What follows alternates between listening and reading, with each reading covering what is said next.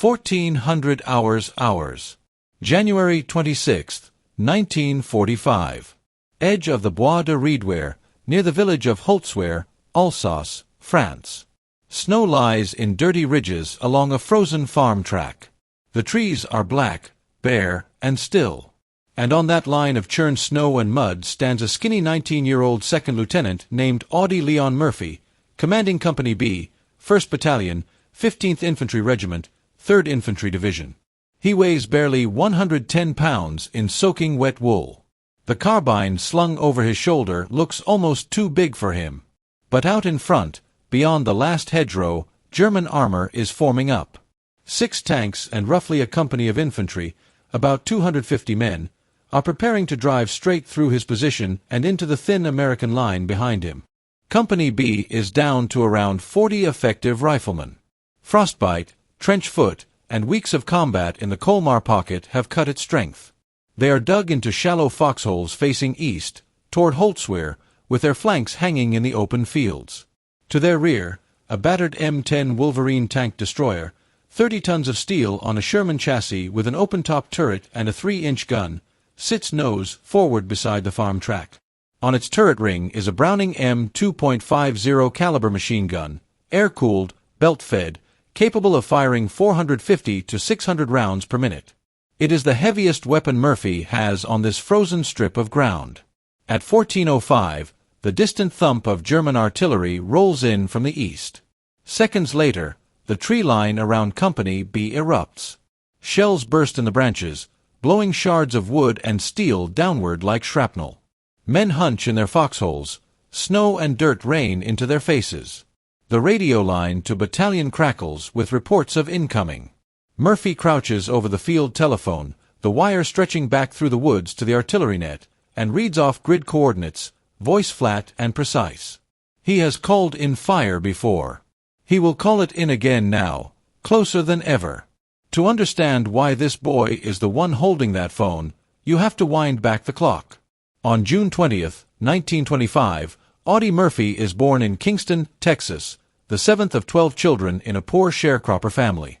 By his teens, he is working fields and hunting small game with a .22 rifle to feed his siblings. School ends for him at 5th grade. What continues is work and shooting. That skill, and a stubborn streak, will matter later. On December 7, 1941, Japan attacks Pearl Harbor. Murphy is 16. Over the next months he tries to enlist in the Marines, then the paratroopers, then the Navy. Each service turns him down for being underweight and underage.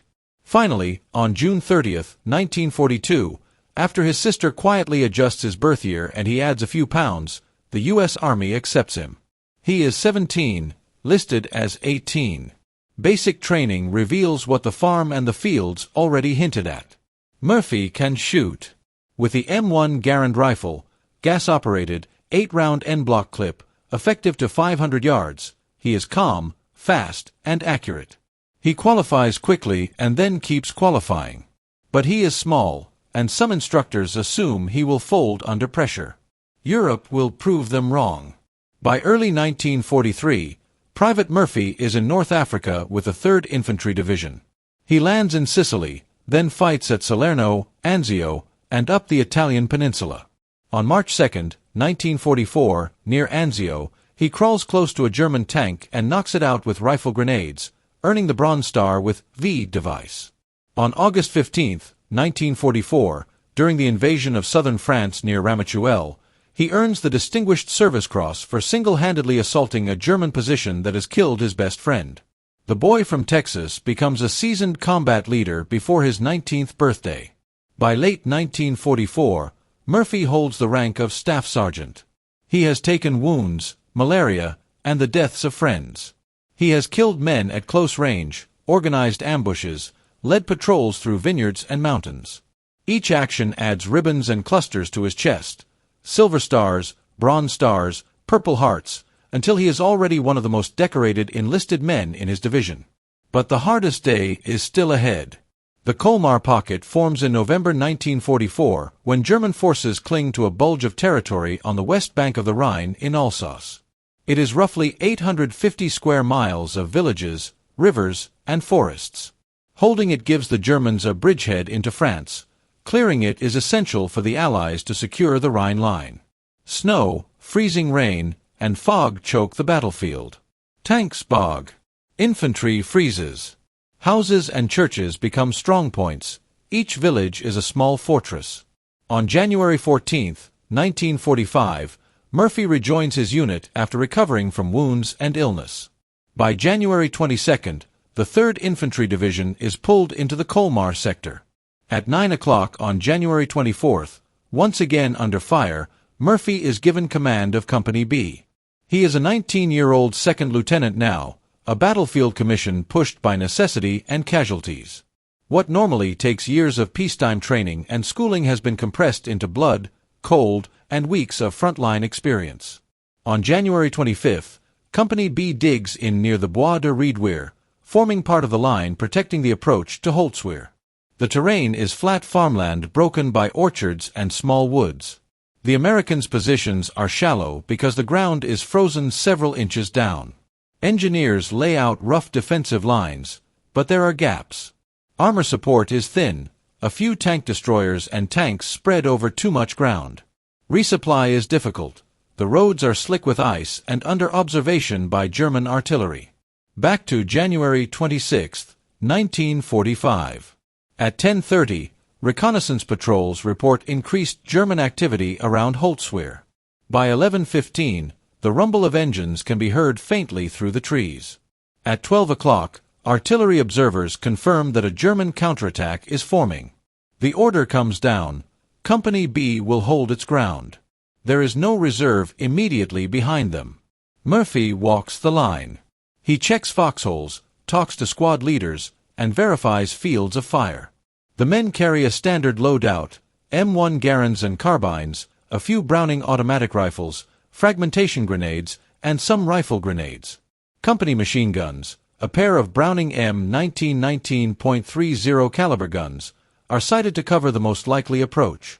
The M10 tank destroyer behind the line covers the road with its 3-inch gun and the .50 caliber on its turret. Ammunition is stacked in shallow pits to reduce the chance of a single hit setting it all off. At 13:30, snow begins again, light but steady. Visibility drops. The men can see perhaps a few hundred yards across the fields. The air smells of damp wool and cordite residue from earlier exchanges. Murphy checks his watch, then the map folded in his field jacket. He notes the likely artillery target reference points: hedgerows, road junctions, a small farmhouse. If the Germans come, he will need to call fire quickly and accurately. At 13:50, the first shapes appear in the haze. Dark, boxy silhouettes moving in line. German tanks, likely Panzer IVs or assault guns, advance with infantry clinging to their decks and trailing behind. To Murphy, it looks like a hammer coming down on a thin sheet of glass. 6 armored vehicles, followed by roughly a company of infantry, are rolling toward his understrength company on an exposed front. He understands the math instantly. If his men stay in their forward foxholes, they will be crushed under tank treads or buried by artillery and machine gun fire. If they fall back in panic, the Germans will punch a hole in the line and exploit it. His job is to buy time, minutes, not hours, so the rest of the regiment can adjust, so artillery can respond, so the line does not break. At 14:10, with German artillery walking closer and tanks closing the distance, Murphy makes a decision.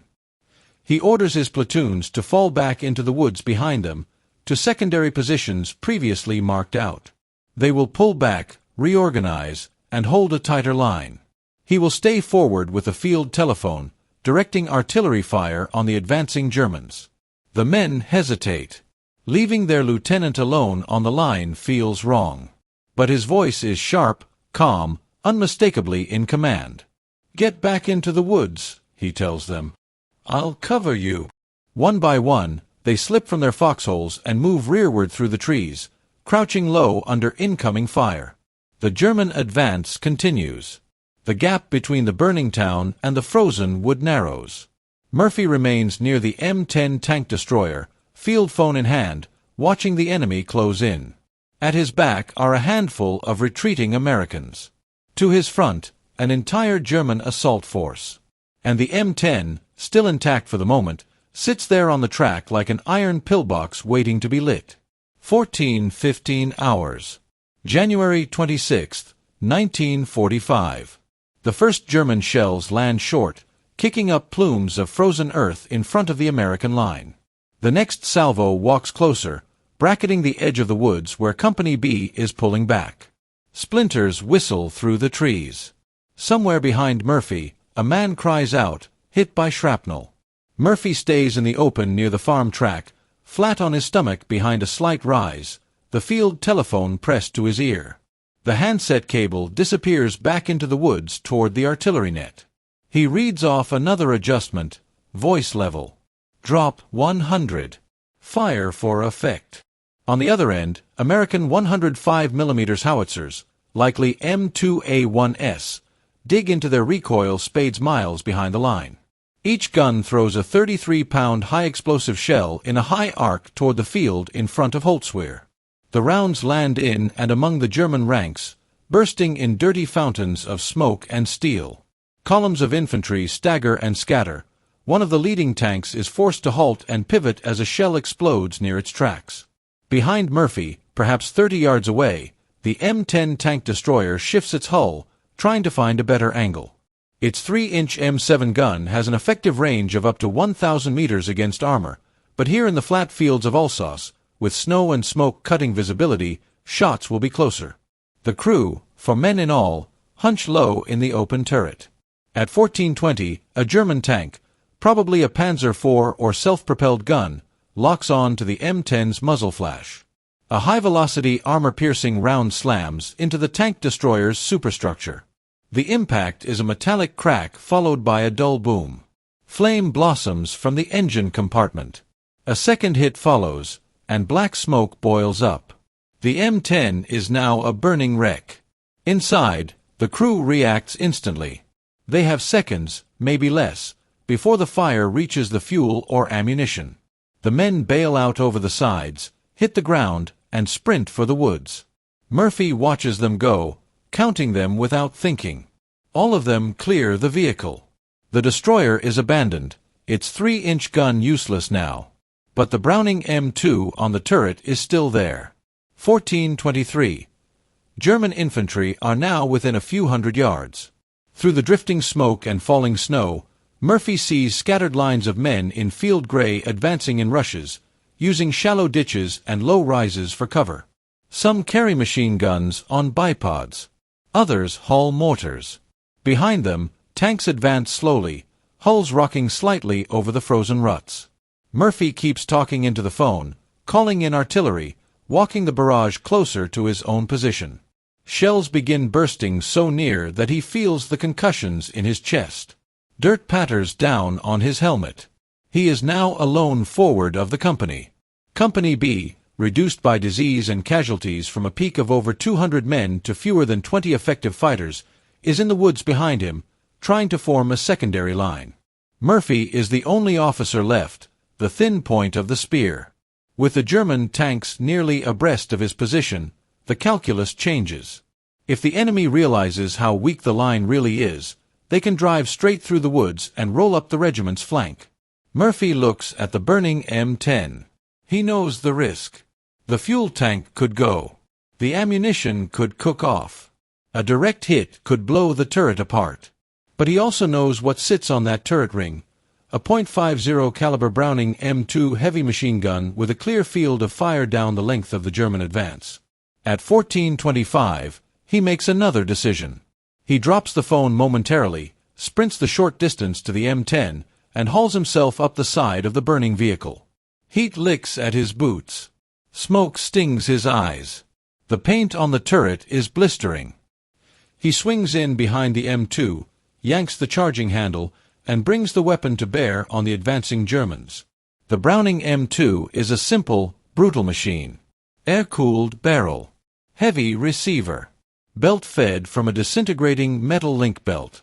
Each cartridge is .50 BMG, 12.7 by 99 mm, capable of punching through engine blocks, brick walls, and men in cover. Mounted rigidly on the tank destroyer's ring, The gun recoils straight back, transmitting its violence into the steel chassis beneath Murphy's boots. He squeezes the butterfly triggers. The gun roars. A stream of tracers reaches out across the snow, walking into a group of German infantrymen crawling through a drainage ditch. The heavy rounds tear into the ditch, sending up geysers of earth and bodies. A squad disappears. Murphy shifts fire.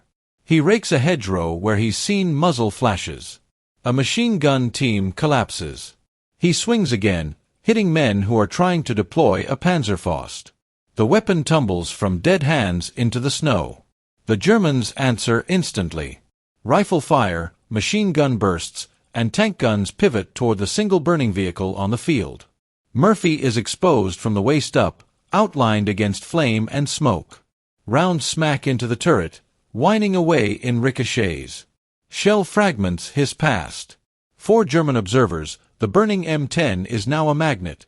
If they take out the gunner, the American fire slackens. If they don't, their advance stalls. Murphy rides the Browning's recoil, firing in short bursts to keep the barrel from overheating. He knows the weapon's rhythm, the way the feed tray feels when the belt is running low, the sound of an empty feed. When one belt runs dry, he slaps the top cover up, drags a new belt into place from the ready boxes, slams the cover down, and racks the handle again. All the while, the field telephone dangles by its cord near his feet. 14:30. The German infantry attack begins to waver. Men dive for cover that no longer exists. Some attempt to pull back. Others freeze, pinned by the relentless .50 caliber fire. Without infantry close in front of them, the tanks are suddenly blind and vulnerable to artillery and air power. Murphy snatches the field phone up with one hand, still standing in the turret well, and shouts another adjustment to the artillery. He calls the fire in so close that the shells land within a few dozen yards of his position. To the gunners miles away, his voice is firm, giving grid coordinates and corrections as if he were under cover in a command post instead of standing on a burning vehicle under three-sided fire. Shells crash down among the German vehicles. One tank slews to a stop, smoke pouring from its rear deck. Others back up or pivot, trying to escape the killing zone. German commanders, confused by the combination of artillery and the heavy machine gun ripping through their infantry, lose momentum. The attack stalls. For nearly an hour, Murphy holds that position. Estimates vary, but witness statements and official accounts put the number of Germans he kills or wounds at around 50. Enemy soldiers get as close as 10 yards, trying to creep up on his flank, and are cut down by point-blank bursts from the Browning. At some point during this stand, shrapnel or a bullet tears into Murphy's right leg. The pain is sharp, hot, but he forces it aside. He will later receive another oak leaf cluster for his Purple Heart for this wound. For now, he simply leans harder into the gun mount and keeps firing. 14:50. The Germans throw everything they have at the burning M10. Rifles, machine guns, tank main guns, mortar rounds. For them, this one man has become the center of the American defense. But the cohesion of the attack is gone. Without infantry shielding them, the tanks become cautious. Some begin to withdraw toward Holtzwihr, denying the Germans the breakthrough they needed. 1500 hours. The ammunition runs out. Murphy squeezes the triggers and gets nothing but the hollow clack of the bolt. The last of the .50 caliber links hangs empty from the feed tray. Smoke curls from the barrel. The tank destroyer is still burning under him, the heat now intense. He could jump off and limp straight to the aid station. No one would fault him. But the battle is not finished. He drops from the M10, hits the ground hard, and limps back toward the woods, field phone in hand. As he moves, he continues to direct artillery fire, using the last clear glimpses of the retreating Germans to adjust rounds and harass their withdrawal. When he reaches the tree line, his face is smeared with soot and blood. His leg is bleeding. The men of Company B, who had believed him dead, stare at him in disbelief. He doesn't stop to explain. "Let's go," he tells them. "We're counterattacking." 15:10. On Murphy's order, the remnants of Company B, fewer than 20 men, move out of the woods and advance across the same ground the Germans have just tried to cross. He leads them despite his wound, ignoring medics who tell him to fall back. They move by bounds, one element covering while another advances. The Germans, shaken by the artillery and the devastating fire from the burning tank destroyer, are in no shape to hold. Murphy's men shoot, maneuver, and reclaim lost ground. In the process they kill or wound additional enemy soldiers and capture others. By the time they halt, the German attack in this sector has completely collapsed. Only then does Murphy allow someone to look at his leg. Even then, he insists on remaining with his men. In a battle that lasted barely an hour from first contact to final counterattack, a single underweight 19-year-old lieutenant, armed at his peak with 1.50 caliber machine gun on a burning tank destroyer and a telephone line to the artillery, has stopped a combined arms assault by 6 tanks and a company-sized German infantry force. The tactical effect is clear. The line holds, the woods remain in American hands, and the route through Holtzwihr toward the rear area stays closed. The personal cost, and the long-term impact on the man who made that stand, will only become clear in the months and years ahead. 1600 hours. January 26, 1945. The field in front of the Bois de Riedwehr is quiet again, except for the slow crackle of burning armor and the distant thud of artillery shifting to other targets. The snow is churned into a gray paste of mud, shell craters, and bodies. The M10 tank destroyer that Murphy used as his firing platform is now a gutted hulk, its engine compartment burned out, its 3-inch gun sagging slightly in its mount. Near the tree line, medics move from man to man, checking for wounds. They reach Audie Murphy at last. His right leg is bandaged hastily with a field dressing spotted dark with blood. He resists the idea of evacuation. There are still positions to check, fields of fire to confirm, and prisoners to process. For him, the fight did not end when the last belt of .50 caliber ammunition ran dry. At 16:20, the company first sergeant and a battalion officer insist. Company B needs its commander alive, not bleeding out in a snow-covered ditch. Murphy finally allows himself to be helped toward the rear, leaning on another soldier's shoulder, his boots slipping in the icy ruts. Over the next hours, the regimental command consolidates the line. Reports flow in.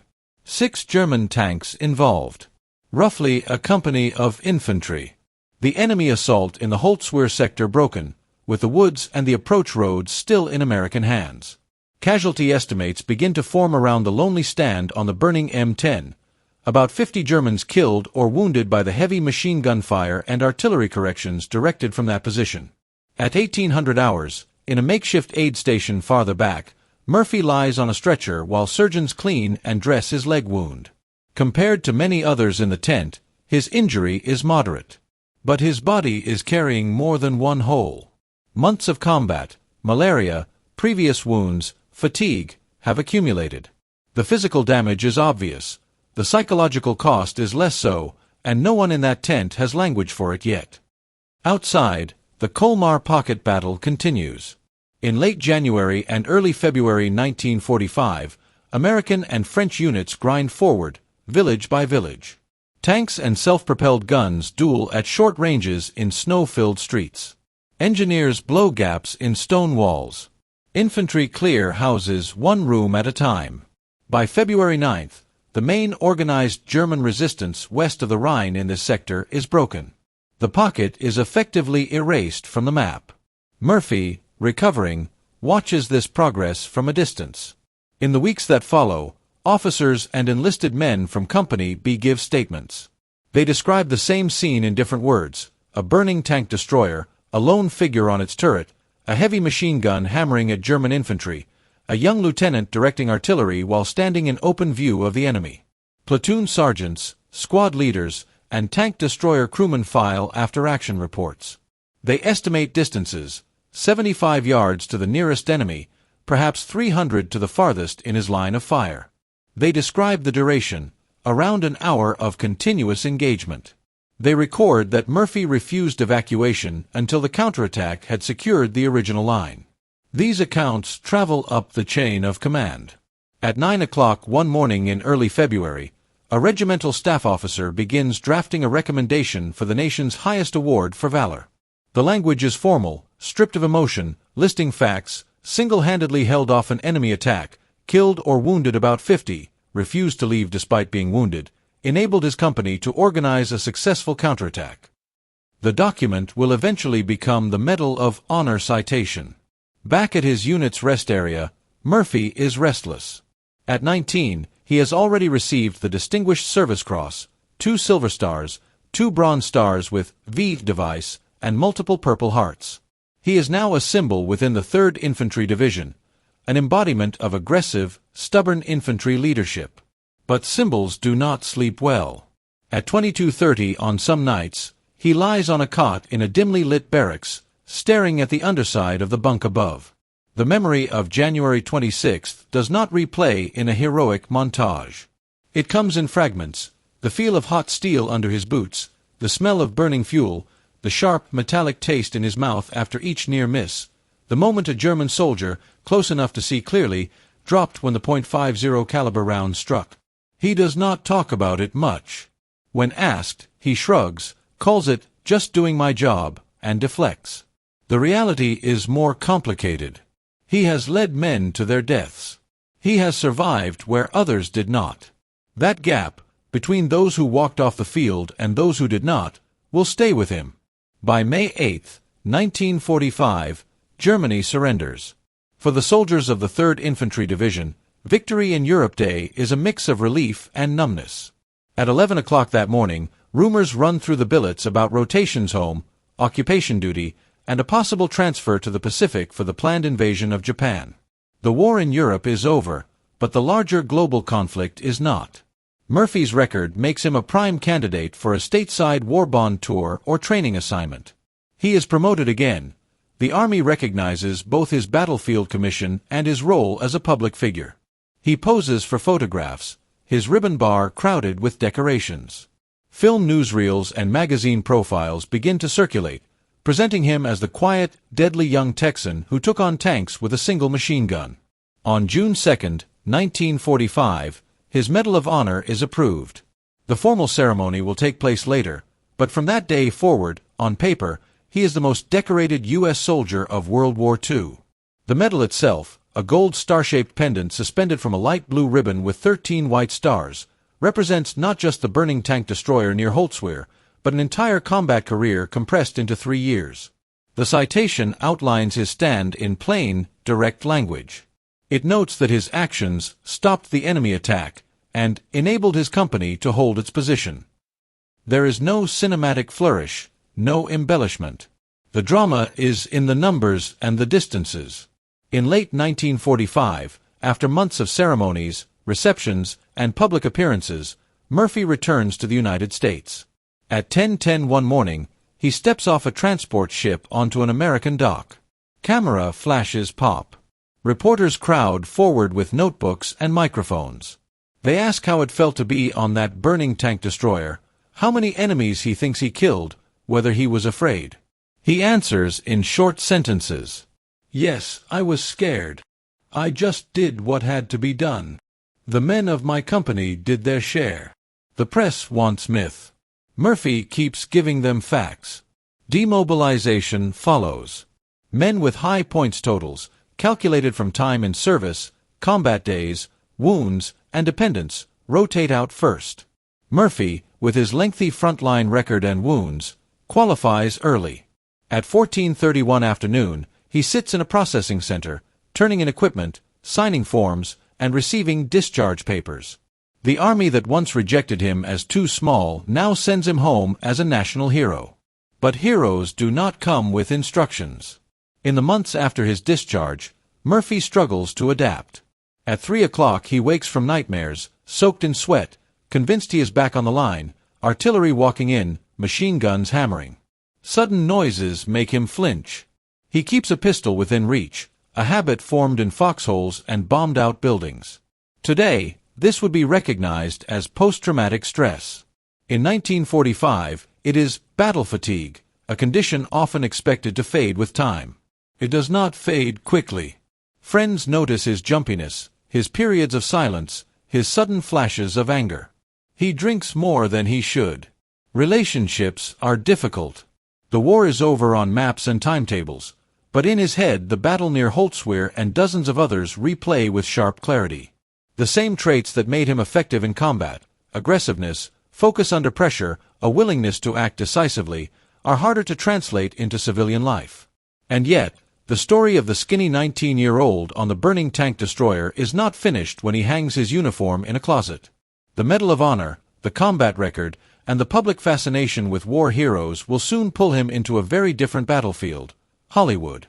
There, cameras will replace machine guns, scripts will replace operations orders, and lights on a soundstage will mimic the glare of artillery flashes. He will find a new way to tell the story of what happened in Europe, and, in a sense, to try to make sense of it for himself. But the core remains the same, a small, underweight kid from Texas who, on a frozen afternoon in January 1945, made a series of decisions under fire that changed the course of a battle, saved the remnants of his company, and wrote his name into military history. 10 o'clock hours. A clear morning in Los Angeles, late 1940s. The war is over, but for Audie Murphy the uniform is not yet fully off. He sits in a studio office chair, slim in a suit that hangs a little loose on his frame, a script on the table in front of him. On the wall are black and white stills of movie stars holding Thompsons and Garans, their war posed in perfect lighting. A producer talks numbers. Box office. Ticket sales.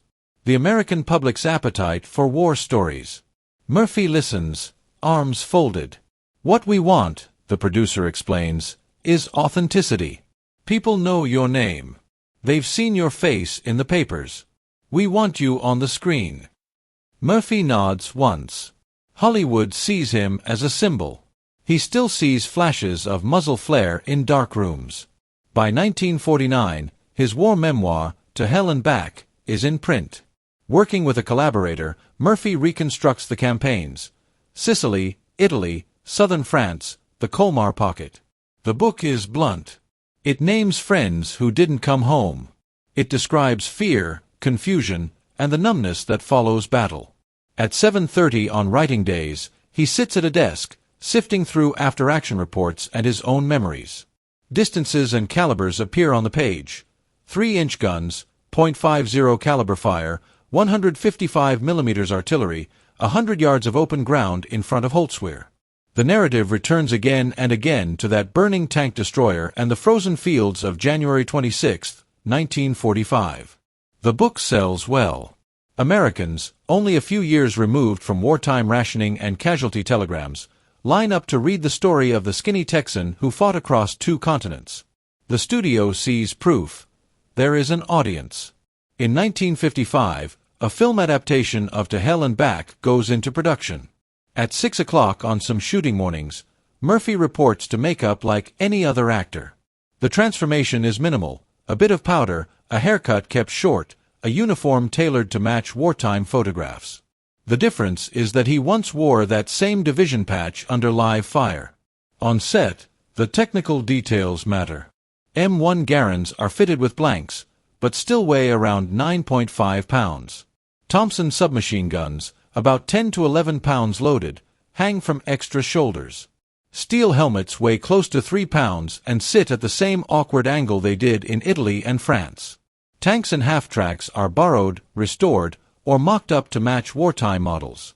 At 9:15 one morning on a recreated European village set, the director calls for a scene based loosely on Holtzwihr. A prop tank destroyer sits at the edge of a fake woodline.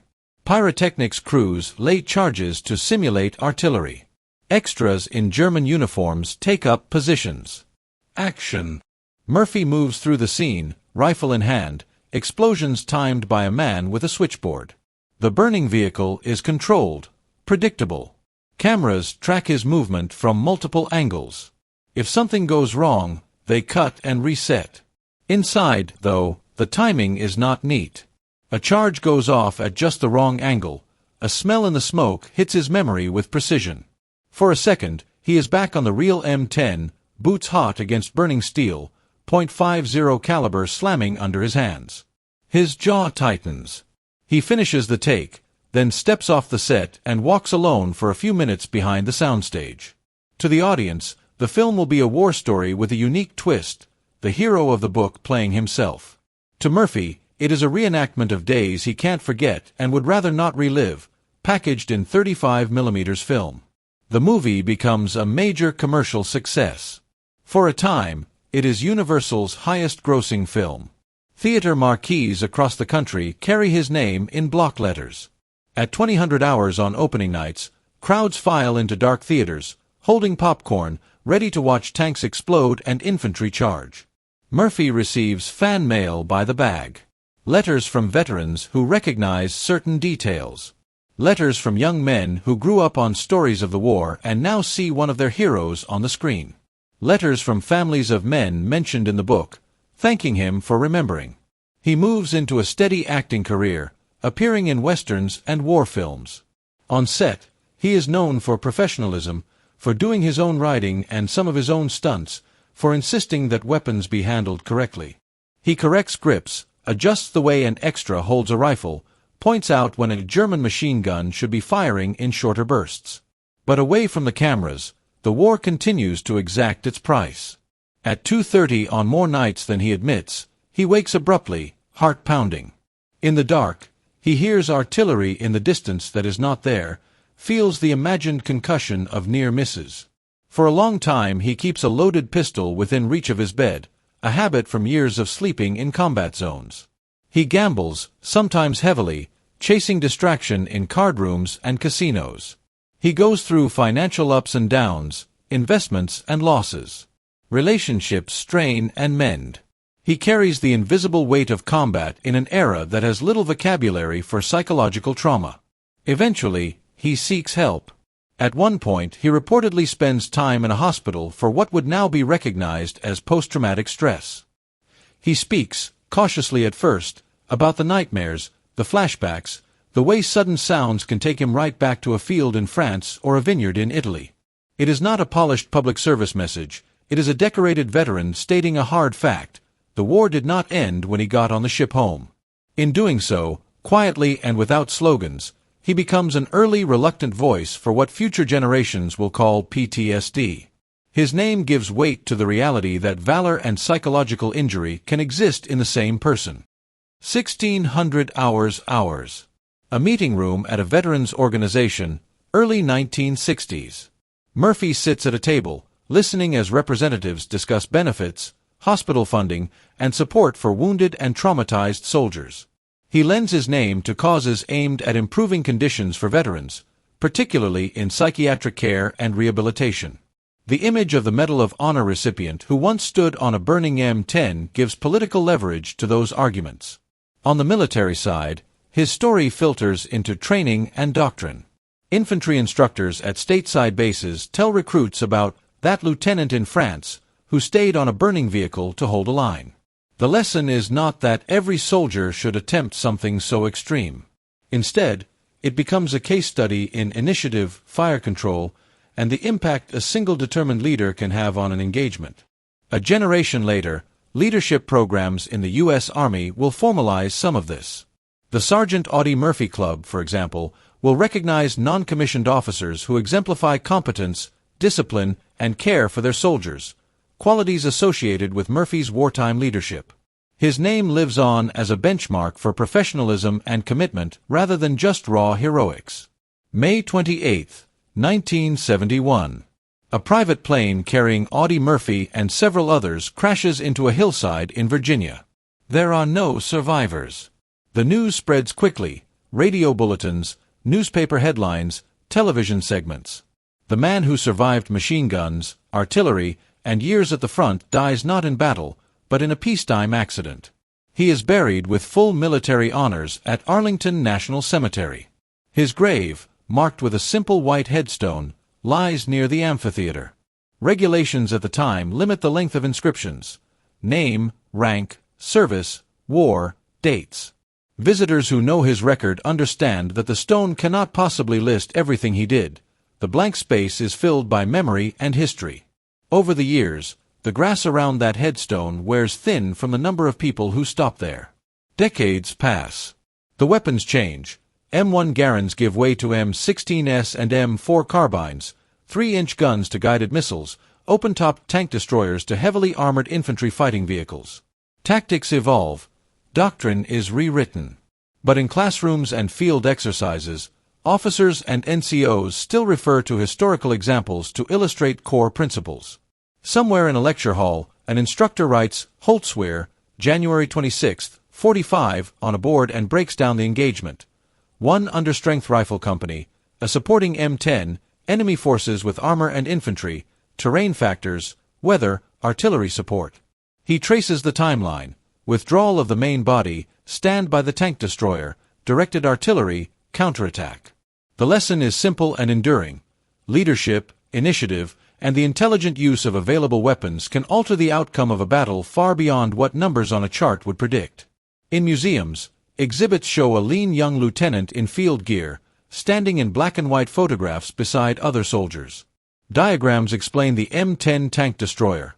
Its 3-inch gun, its 30-ton weight, its open turret, a design that offered visibility and speed at the cost of protection.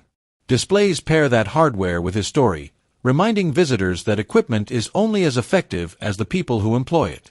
Books, documentaries, and long-form videos continue to revisit the Colmar pocket and that afternoon near Holtzwihr. Narrators describe the snow, the burning vehicle, the constant rattle of the .50 caliber, and the artillery called in danger close. They mention his later life, his struggles, his attempts to advocate for others like him.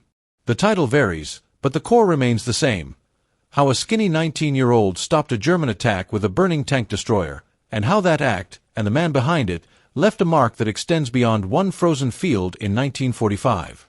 In the end, his legacy is not just the medals, the film rolls, or the museum displays. It is the example he set, that courage can exist inside a frame that looks too small, that leadership can emerge from unlikely places, and that the cost of war is carried home in ways a citation can't fully capture.